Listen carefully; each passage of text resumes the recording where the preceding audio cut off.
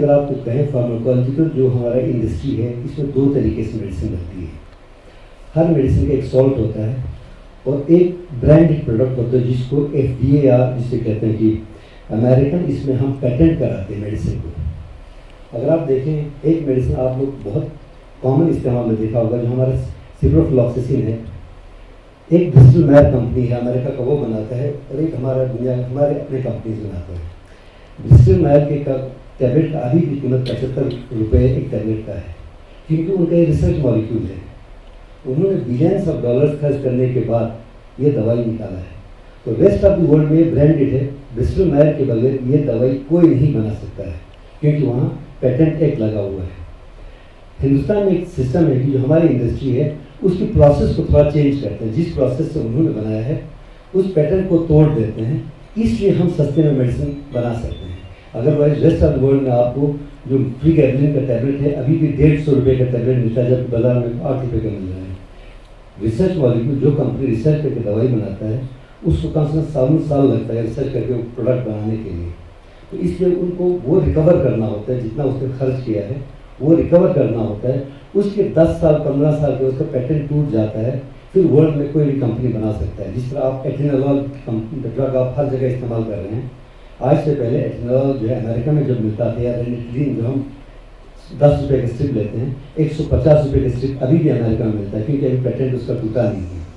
अब एक तरीके से वो बना रहे हैं, उस प्रोसेस में थोड़ा सा चेंज लाने से पेटेंट टूटता है, इसलिए हमारे इंडिया की कंपनीज बना रहे हैं। हमारे इंडिया में सिर्फ रिसर्च कंपनीज रेड्डीज और 2-3 कंपनी वगैरह, रिसर्च कंपनी कोई नहीं है। जितने भी मेडिसिन हैं वो सब हमारे यहाँ पे जेनरिक है। अब सिप्ला बना रहा तो सिप्ला के नाम से सिप्ला ने अपना नाम डाला है, अदरवाइज ये जेनरिक प्रोडक्ट्स में शामिल होते हैं, इंटरनेशनल ब्रांडेड मेडिसिन नहीं है। अब इसमें तरीका तो होता है मेडिसिन बनाने का, सॉल्ट होता है ड्रग का, या चाइनीज सॉल्ट होता है या यूरोपियन सॉल्ट होता है। कोई भी कंपनी आप में से कोई भी दवाई बना सकता है। आपको एक ड्रग पहले रजिस्टर करना है, जितने भी मेडिसिन यहाँ मिलता है वो रजिस्टर्ड मेडिसिन है, और सब में कम से कम 85% इफिकेसी ना हो तो मेडिसिन बाजार में नहीं आता है। तो जो कंपनी साल खरीदती है, एक थर्ड पार्टी मैन्युफैक्चरिंग होता है, कोई कंपनी मैन्युफैक्चर कर रहा हो तो उसको साल हो जाता है, आप अपने नाम से रजिस्टर करके प्रोडक्ट्स बाजार में ला सकता है। अब जो कंपनी से बड़े सिप्ला वाले हैं, उनका दवाई हर डॉक्टर को दवा नहीं याद होगा, क्योंकि उनका एक पर्टिकुलर दवाई का हिस्सा होता है कीमत, जो एडवर्टीजमेंट पर खर्च करता है। उनका MR हर डॉक्टर के पास पहुंचता है, जी हमारा ये सिप्लॉक्स के नाम से मिलता है, सिप्ला वालों का या दूसरे का। तो MR बार बार आके डॉक्टर को ज़बानी याद करवाता है वो दवाई।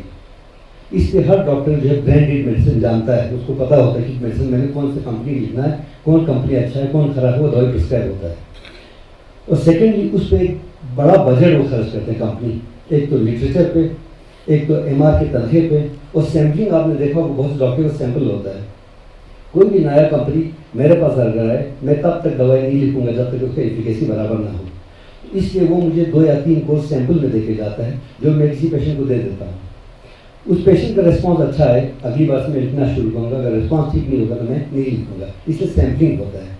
ये सब खर्चा जो होता है ये मेडिसिन के ऊपर चढ़ाया जाता है, उस मेडिसिन की प्राइस के ऊपर, इसलिए बाजार में ड्रग्स का कॉस्ट ज़्यादा होता है। नंबर 2, अगर आप सिप्रोफ्लॉक्सिन का टैबलेट मैन्युफैक्चरिंग में जाए, 50 पैसे का टैबलेट बनता है हर किसी कंपनी का। ये जेनरिक की बात नहीं, इथिकल वालों का भी, प्लस पैकिंग प्लस बाकी खर्चा चढ़ाने के बाद वो 120% उसमें प्रॉफिट मार्जिन लगता है। क्योंकि आप देखो बाजार में जितने भी दवाई है एक्सपायर हो गए तो कंपनी वापस लेके जाता है, एक्सपायर होना है उनको तकरीबन 40% एक्सपायर हो तो वो भी उस ड्रग के ऊपर उसकी कीमत चढ़ाया जाता है, इसलिए उसकी कीमत महंगा होता है।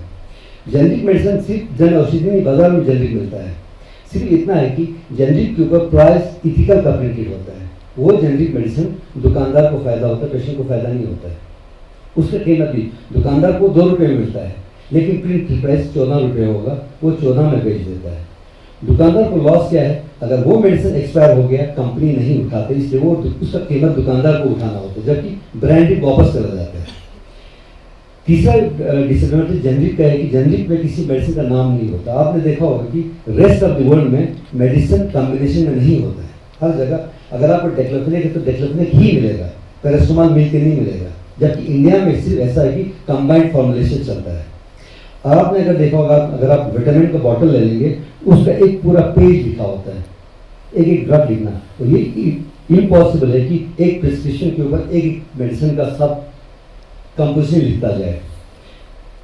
इसलिए डॉक्टर्स ब्रांडेड में एक नाम के अंदर अगर आपने पॉलीबियान लिखा, पॉलीबियान में 15 विटामिन का नाम होता है, पॉलीबियान चल जाता है, लिखना आसान है, आसान हो जाता है। अगर पॉलीबियान का प्रिस्क्रिप्शन लिखना शुरू कर, 2 प्रिस्क्रिप्शन बढ़ जाएगा उसका कॉम्बिनेशन लिखते हुए।